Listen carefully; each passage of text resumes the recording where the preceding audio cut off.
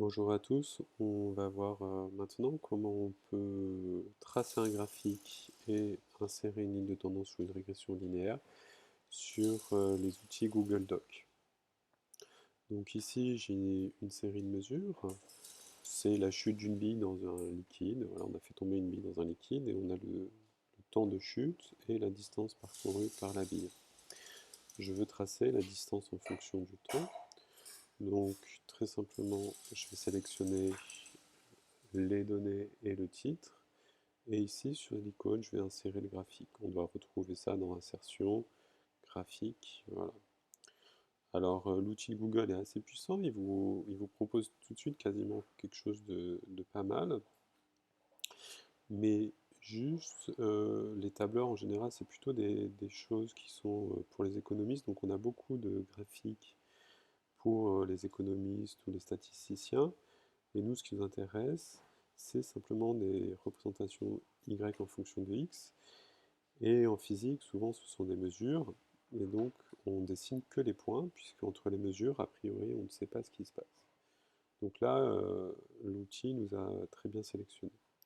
Le titre, en revanche, il a deviné que c'était la distance par rapport au temps de chute, mais ça ne nous apprend pas grand-chose, puisque c'est la distance en fonction du temps, ça ne nous apprend pas grand-chose sur l'expérience qui a été menée. C'est plutôt la chute d'une bille dans un liquide.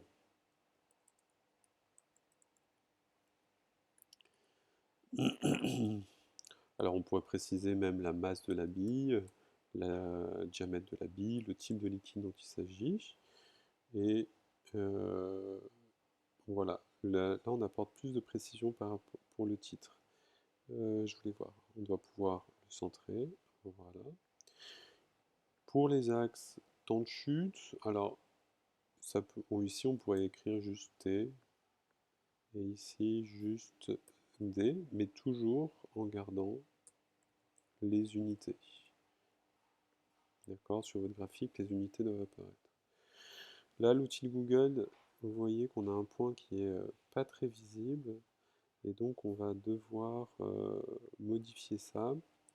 Alors, ça se retrouve peut-être sur axe horizontal.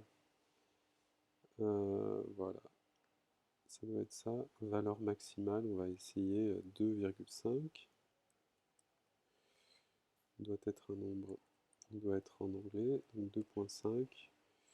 C'est mieux, et il va falloir faire la même chose sur l'axe vertical, puisque là notre point est collé en haut, on va mettre 0,40 pour la valeur maximale, 0,4. Voilà. Donc on a quelque chose de plus lisible. Donc dans configurer, c'est tout ce qu'on va avoir à faire.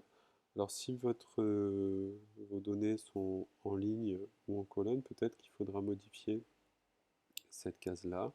Mais a priori, l'outil retrouve, si c'est en ligne ou c'est en colonne, il retrouve ça tout seul. Personnaliser, là on va pouvoir rajouter des couleurs et franchement ça prend pas beaucoup de temps, mais ça rajoute tout de suite pas mal de choses à votre travail, ça rend les choses beaucoup plus vivantes, donc vous pouvez vous amuser avec ça. La série, on peut la changer de couleur bien sûr, on peut modifier la taille des points, on peut faire des points plus petits. Alors bien sûr, là j'ai pris une couleur qui ne se voyait pas trop. Bon, si on prend du rose, ça va être plus visible.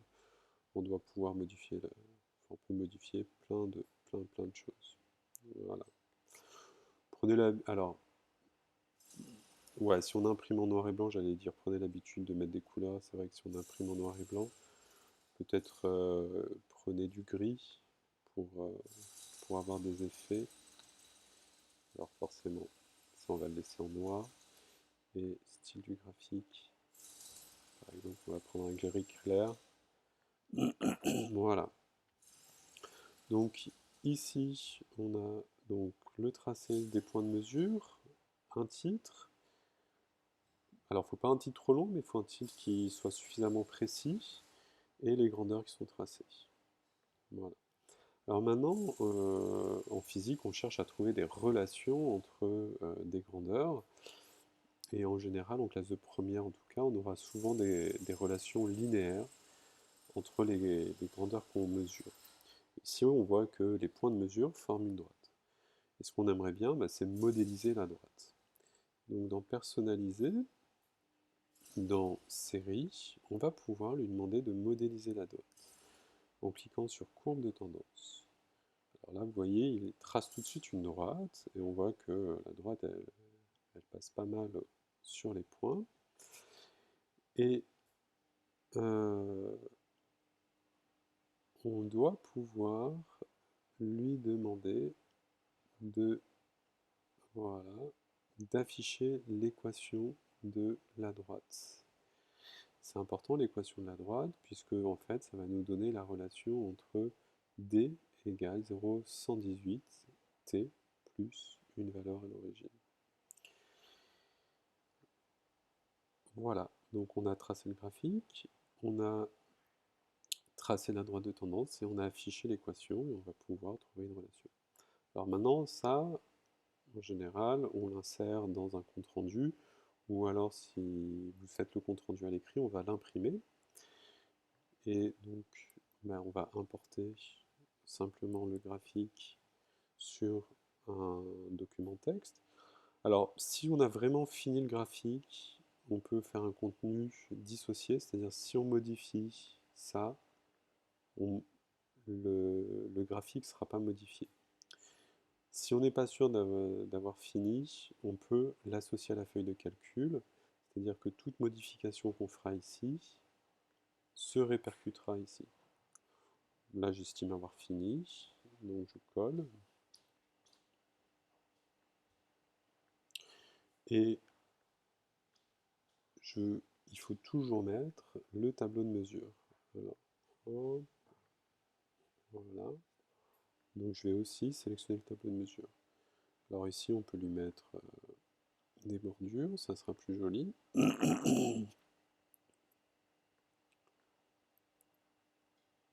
vais faire un contenu dissocié une fois de plus. Voilà. Et on met en page un petit peu comme on veut, un petit peu comme on peut. Je ne maîtrise pas bien Google Doc, mais voilà.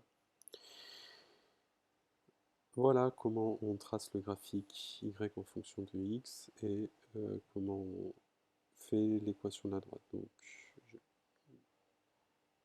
Donc, la chose la plus pénible, c'est les unités ici. Il a fallu personnaliser l'axe horizontal et donner des valeurs, une échelle maximale. Voilà, à bientôt.